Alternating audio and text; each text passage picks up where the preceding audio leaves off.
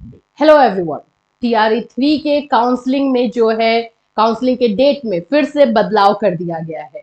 ये बदलाव क्यों हुआ इसको भी जानेंगे। और टीआरई 3 का काउंसलिंग क्या जो डेट आया है उसमें हो पाएगा, एनआईयूएस डीएलएड वाले बच्चे शामिल हो पाएंगे। अभी जो कोर्ट केस मतलब कोर्ट ऑर्डर आया है, जो सुप्रीम कोर्ट में मामला एनआईयूएस डीएलएड का गया है, उसमें भी बहुत सारी चीजें आप लोगों के लिए निकल कर आ रही है। आप लोग बहुत सारे क्वेश्चन जो है उससे रिलेटेड कर रहे हो, वो सभी चीजों को जो है हम आज इस वीडियो में सॉल्व करने वाले हैं। सो फ्रेंड्स, चैनल पर पहली बार विजिट कर रहे हो तो चैनल को सब्सक्राइब कर लेना, बेल आइकन को हिट कर देना।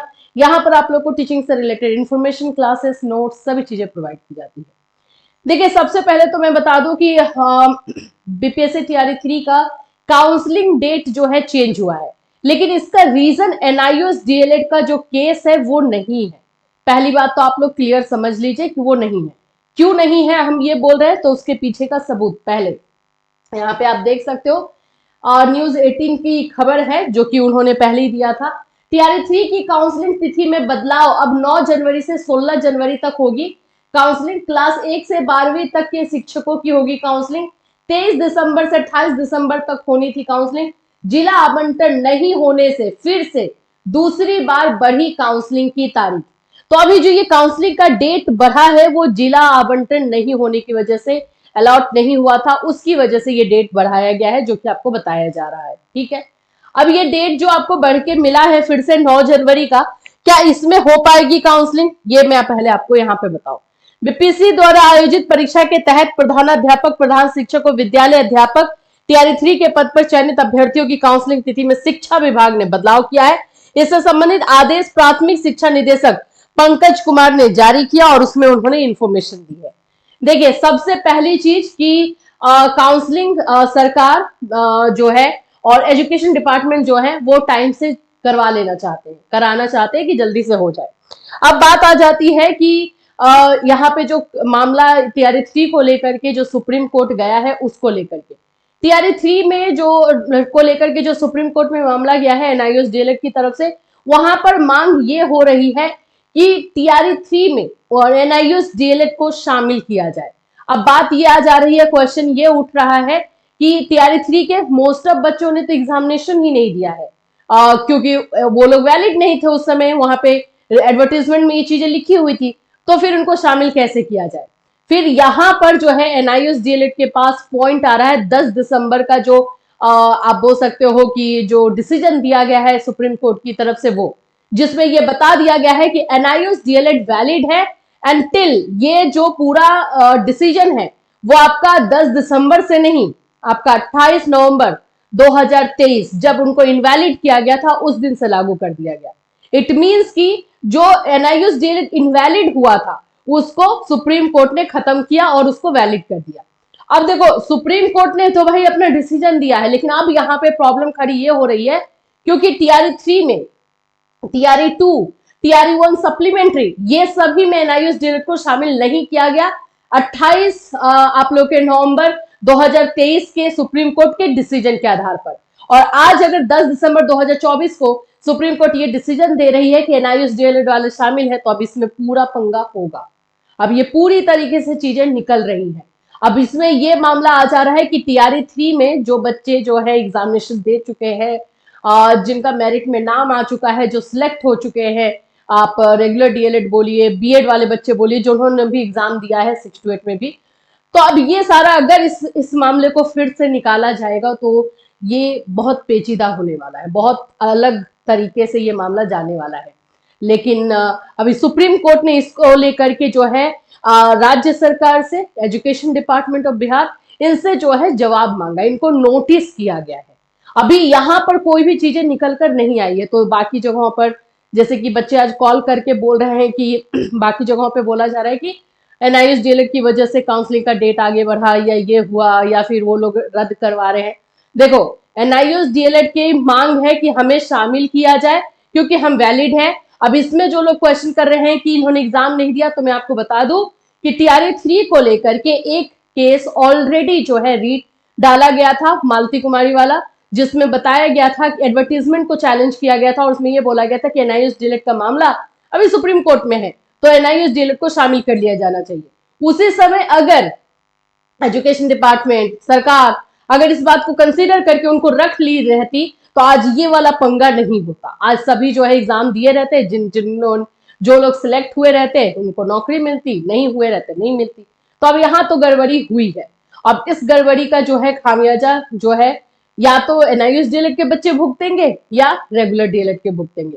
इसमें लॉस स्टूडेंट का ही होने वाला है, ये बात एकदम क्लियर है कि इसमें लॉस स्टूडेंट का है, चाहे वो किसी भी स्टूडेंट का हो। तो अब इसके लिए कोई बीच का रास्ता जो है सोच करके निकालना होगा गवर्नमेंट को, जिससे कि ना ही इधर वाले बच्चे को एनआईयूएस डीएलएड को लॉस हो, ना ही रेगुलर डीएलएड को। अभी अगर हम आगे की बात बताएं कि आगे जो चल रहा है, यहाँ पर देखो रूल के अकॉर्डिंग जाओगे, अगर ये वैलिड है तो इनका अधिकार है कि ये मांगेंगे अपना अधिकार, अपना हक मांगेंगे। और इधर में देखोगे तो इधर में इन्होंने मेहनत की है, अपना मेरिट से जो है निकाला है, एग्जाम क्लियर किया है, तो इन लोगों के लिए भी जो है प्रॉब्लम है।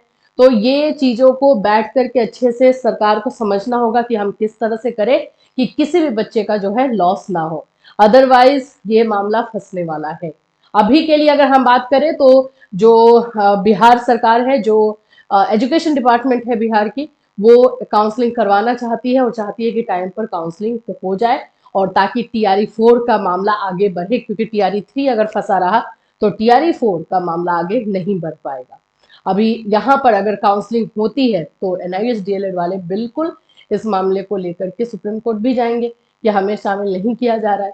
तो अभी तक तो फिलहाल यही अपडेट है कि काउंसलिंग का डेट जो है वो चेंज किया गया है, लेकिन चेंज होने का रीजन एनआईयूएस डीएलएड नहीं है, ये मैं पहले से क्लियर कर देती हूँ, यहाँ पे रीजन लिखा हुआ है। अभी हम आते हैं कोर्ट ऑर्डर पे। जो कोर्ट ऑर्डर में चीजें दी गई हैं जिस पर आप लोग एनआईयूएस डीएलएड वाले बच्चे क्वेश्चन कर रहे हो, देखो इसमें जो है जो भी चीजें हैं आप लोगों के लिए ही, इसमें मांग यही की गई थी कि एनआईयूएस डीएलएड वैलिड है तो उनको काउंसलिंग में शामिल किया जाए। शामिल करने का प्रोसेस अब किस तरह से गवर्नमेंट रखेगी या गवर्नमेंट के ऊपर है।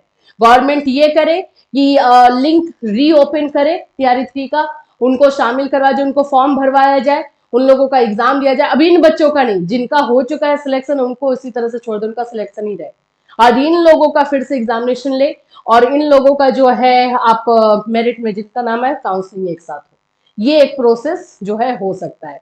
लेकिन जो बच्चे सिलेक्ट हो चुके हैं, जो भी बच्चों ने एग्जाम दिया और उनका मेरिट में नाम आ चुका है, उनको फिर तो अलग ही रखना होगा। तो अभी ये सारी चीजें ही चल रही है। और अगर हम इसमें देखते हैं तो इसमें भी यही मांग है।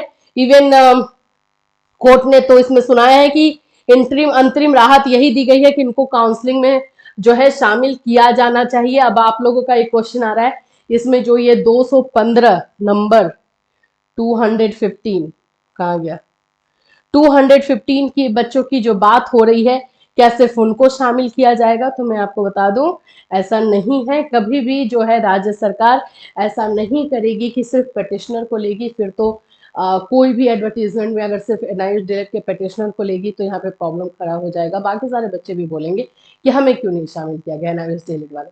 तो ऐसा चांस नहीं है जो लोग जहाँ पे भी बता रहे हैं।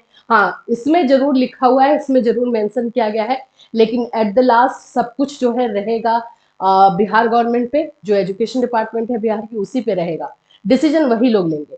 तो अगर ऐसा होता है कि एनआईएस डील को शामिल करवाया भी जा रहा है तो सभी को करवाया जाएगा। उनके लिए अगर पोर्टल ओपन किया जाए या जो चीजों की बातें चल रही हैं उसमें जो है किया जाएगा और उसके थ्रू उनको लिया जाएगा। तो इसमें सभी को लिया जाएगा, ये बात का आप लोग को ध्यान रखना है। जो ये आपको बरगलाने के लिए जो चीजें की जा रही है, हाँ मैं बिल्कुल मानूंगी कि इसमें लिखा हुआ है, क्योंकि इसमें वही जो है नंबर दिया गया था। तो यहाँ पे काउंसलिंग में जो है पेटिशनर बेनिफिट दिया गया है, लेकिन बिहार सरकार से पेटिशनर बेनिफिट को अलाउ नहीं करेगी। इससे बाकी बच्चों के लिए क्या होगा? बाकी बच्चों के ऊपर तो क्वेश्चन उठ जाएगा ना कि पेटिशनर को आपने अलाउ किया सिर्फ सुप्रीम कोर्ट के ऑर्डर पे, फिर हमारा क्या? फिर वो लोग भी जाएंगे, वो लोग भी पेटिशनर बनेंगे। तो इसलिए अभी ऐसा कुछ भी नहीं हो रहा है। थोड़ा सा आप लोग को सब्र रखने की जरूरत है, पेशेंस रखेंगे सब सही होगा। हड़बड़ा करके कुछ और गड़बड़ी करेंगे नहीं होगा। टीआरई 2 वाले बच्चे थोड़ा सा भी आप लोग पेशेंस रखिए, अभी आप लोग कहीं भी इधर उधर गलत जगह पे ना चले जाएं, क्योंकि अभी मामला ये टीआरई 3 का चल रहा है, इनको सॉर्ट आउट होने दीजिए, फिर आपका मामला होगा। आपका ऑलरेडी एमए गया हुआ है तो आपको ज्यादा टेंशन नहीं लेना है। टीआरई 1 सप्लीमेंट्री के लिए भी ज्यादा टेंशन इसलिए नहीं लेना है क्योंकि आपका सीट ऑलरेडी रिजर्व करके रखा गया है। तो आप लोगों को भी बस एक फाइल करना है और उसके बाद वो प्रोसेस होगा और आपको मिल जाएगी। तो टीआरई 1 में भी टेंशन नहीं है, क्योंकि टीआरई 1 का पूरा जितना रिक्रूटमेंट है वो नहीं खोला जाएगा। आप लोगों का ऑलरेडी सीट सेव करके रखा गया है टीआरई 1 सप्लीमेंट्री का, तो आप लोग तो बचे हुए हो। टीआरई 2 वाले बच्चे को पेशेंस रखना है। टीआरई 3 का मामला अभी चल रहा है, देखते हैं इसमें क्या क्या चीजें आती हैं। जैसे जैसे जो जो अपडेट होगा हम आपको बिल्कुल बताएंगे। फिलहाल के लिए हमारी नजर जो है काउंसलिंग पर है। बिहार सरकार क्या करती है, क्या काउंसलिंग लेगी? चांसेस अगर बात करोगे तो हाँ, बिहार सरकार चाहती है कि काउंसलिंग जल्दी से जल्दी लेकर के खत्म करे। तो लेकिन अभी देखने वाली बात है कि काउंसलिंग हो भी पाती है या नहीं, क्योंकि देखो अगर काउंसलिंग के लिए जाएगी तो फिर ये एनआईएस डीएलएड वाले बच्चे भी क्वेश्चन करेंगे कि हमारे लिए क्या कर रही है। तो यहाँ पर थोड़ा सा है, बट देखते हैं हम लोग क्या क्या चीजें होती है इसमें। जैसे जैसे जो भी अपडेट होगा बिल्कुल आपको इस चैनल के माध्यम से अपडेट किया जाएगा। फिर मिलूंगी, टिल देन टेक केयर।